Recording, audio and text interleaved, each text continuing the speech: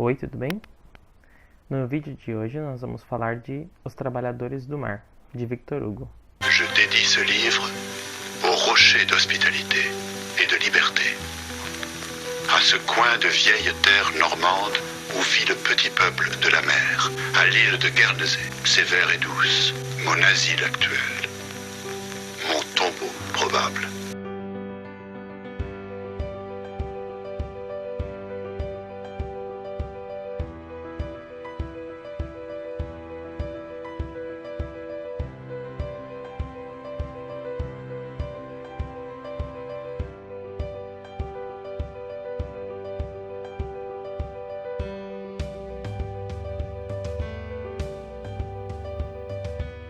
A história começa na época de Natal, por volta do ano 1820.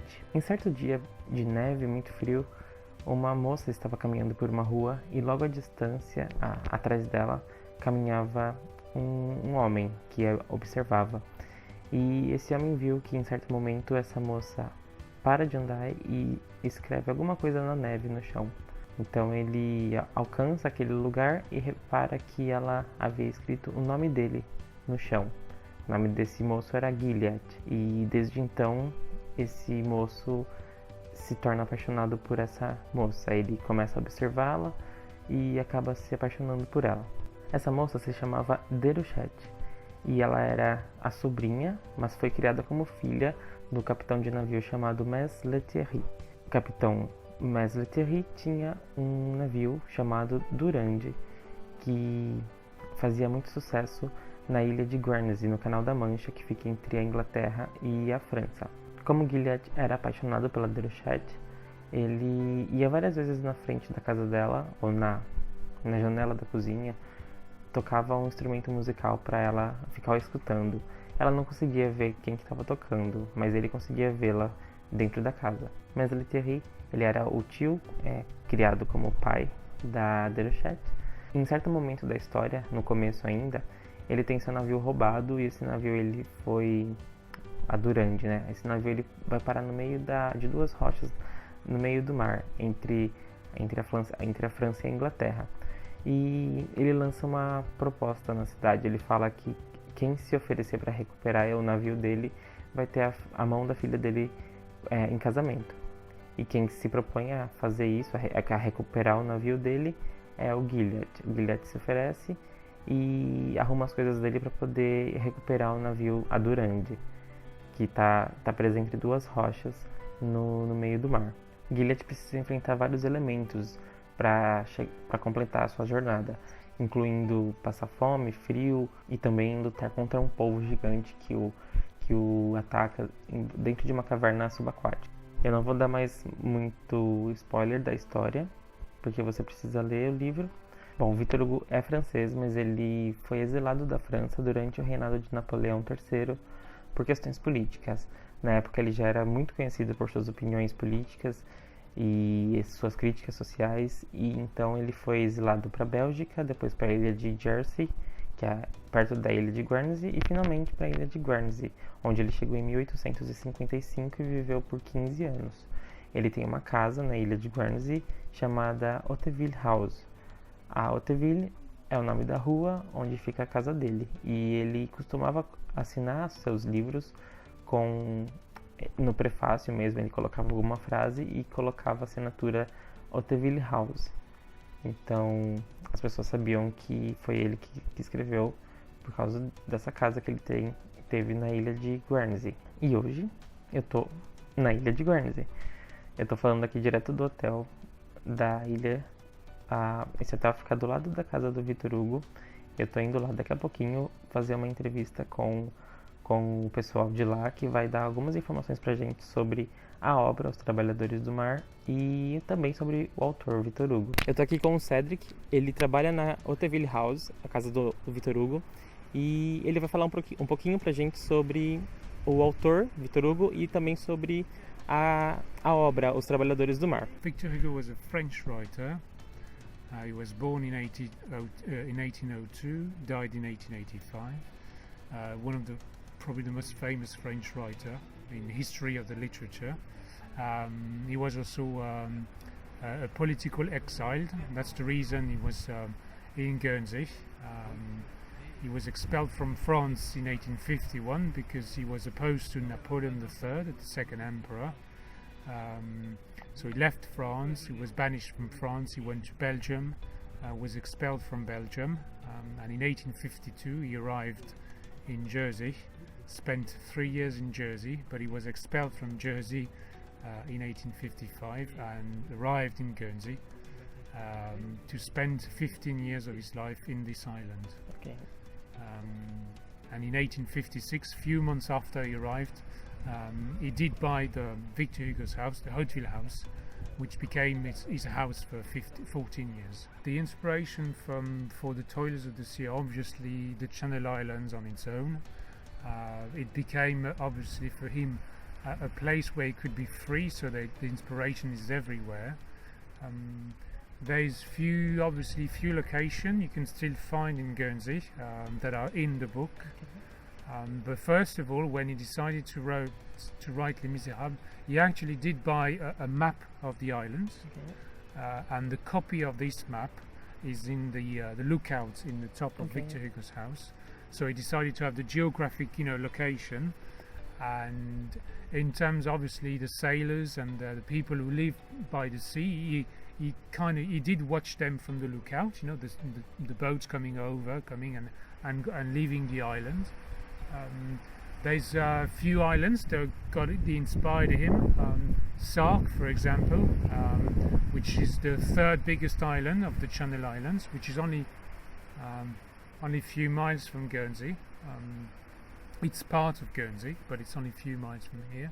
Basically, the topography of Sark inspired him, especially two rocks, the Hautelet rocks, who became famous because Victor Hugo decided to recreate in his imagination these rocks into Toilers of the Sea, and they became les rochedo, the rocks of Douvres, where the boat, the Durande, got stuck into those two rocks. You've got a small island on the north part of Guernsey, which is only reachable on low tide, and it became in the book. It became the island where Gilliatt, the hero of the book, would live with his mum. And there's a haunted house on the southwest tip of Guernsey, which is still there. It's only a few walls now. It's been destroyed, but there's only a few walls that remains in the tip of the island. So there's few locations, and Victor Hugo also was probably fascinated by the legends of Guernsey, which was famous for that. Guernsey is famous for basically a place where people would find shelter. People who were persecuted would be the Catholic when they were persecuted, or the Protestant when they were persecuted. So there's loads of legends and myths around Guernsey. There's lots of witch hunts. Not far away down the street, there's a plaque where you can see there's a woman who basically died in a fire because she was accused of being a witch. I think she was I'm talking about maybe 17th or 18th century, and she was accused of being a witch, so she was burned like they used to do in the old days, and I think one of her infants was thrown into the fire alive. So there's loads of myth, and well, it's not a myth, it's a story, but there's lots of things that occurred in Guernsey around the witchcraft, and Victor Hugo was very interested and very skeptical on the superstition of people. That's why Toilers of the Sea is made on the superstition. It's written on the gullibility of people, believing everything.